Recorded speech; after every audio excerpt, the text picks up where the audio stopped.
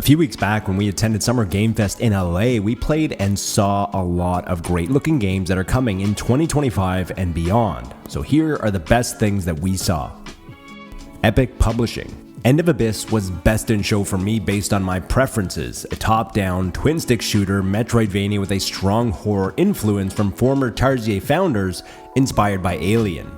However, Epic Games Publishing is clearly putting the right people in the right positions to find incredible games, because I also got to try Infinitesimals, a third-person shooter with loads of interesting mechanics, great immersion, plenty of potential, and was only created by 8 people. There was also Out of Words, which is a co-op stop-motion game that looks like a blend of Split Fiction and Playdead. Even if you don't like or play Fortnite, you can't argue that they aren't trying to use its success to springboard other incredible games. Dotemu. I can't pick just one, so I'll pick all of Dotemu, as they are putting their best foot forward in 2025. First, you have Ninja Gaiden Ragebound, the retro-inspired side-scrolling action that is being developed by the Game Kitchen, the team behind Blasphemous. After that, there will be the company's first original IP, Absolume, which blends together precise combat, a rich narrative, and rogue elements in the world's first rogue 'em up. And finally, later this year comes Marvel Cosmic Invasion, the next title developed by Tribute Games that's inspired by the Marvel beat-em-ups of the 90s. Lumines Arise. I had 30 minutes to play Lumines Arise at Summer Game Fest, and it was over before I knew it. Lumines Arise captures that same addictive flow state that Tetris Effect did. The big new features is the burst mechanic that allows for some huge combos, but the feature that has me intrigued is that every stage on the single player journey is supposed to evoke a different and complex emotional response. Directive 8020. Every time a new supermassive game comes around, there is a new hope for them to surpass their success of Until Dawn. After playing a 30-minute demo at Summer Game Fest, Directive 8020 might be that moment. Although still part of the Dark Pictures, there has been a definitive shift away from the strong branding of the series, which is a very good thing. Each entry in the series is inspired by something, and Directive 8020 is clearly inspired by The Thing, but it's set in space, and it makes you second guess every decision that you make, which are already hard enough. Mouse PI for Hire. Mouse PI for Hire has grown far beyond that gray box prototype that was shown a few years back. After participating in a 30-minute demo with the devs at Summer Game Fest, there is a lot to like. You're a detective who solves multiple cases over the course of the campaign, but what piqued my interest the most was the ability to approach each level in a variety of ways. In the demo I saw, there was the option to bribe a waiter to get into the staff quarters, but you also had the ability to sneak your way in by finding a secret vent. Grave Seasons. I am not the target audience for a farming sim, but Grave Seasons is putting a unique spin on the traditional formula. Grave Seasons is being published by Blumhouse Games, which means the unique spin is horror and someone in the town is a supernatural serial killer. After escaping jail, you are trying to start from scratch, but things get weird when you dig up a severed hand when trying to plant your first crop.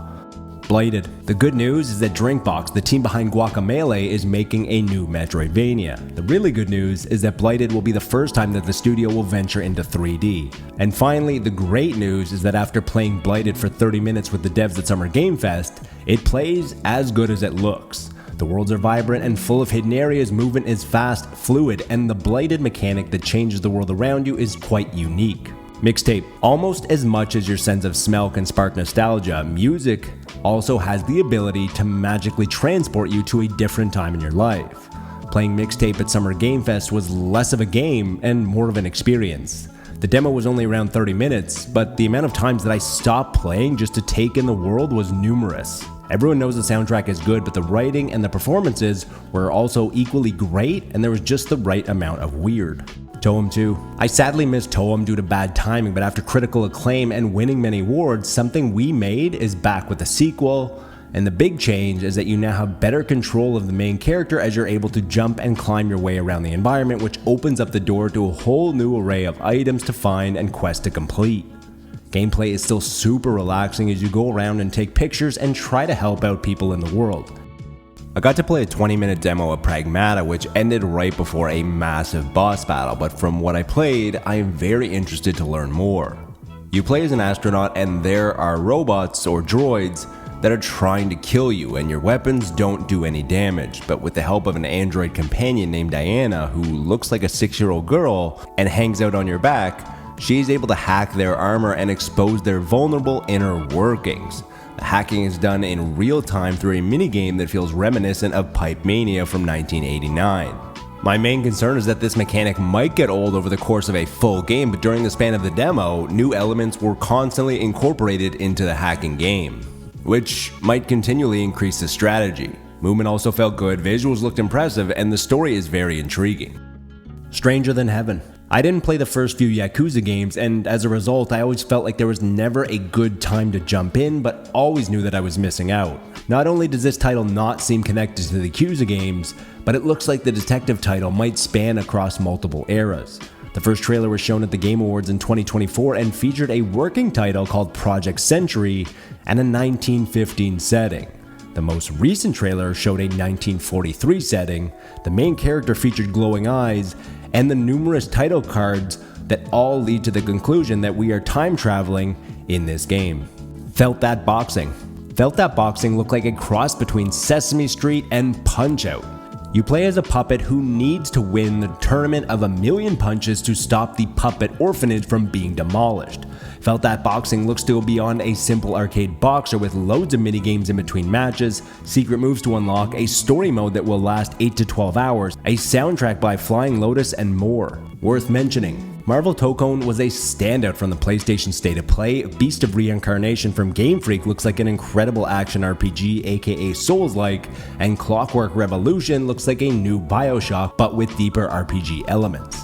If you made it this far in the video, consider subscribing and let me know in the comments below what was your highlight of Summer Game Fest 2025. That's all for today, but until next time, be good to your fellow gamer, but more importantly, be better to your fellow human.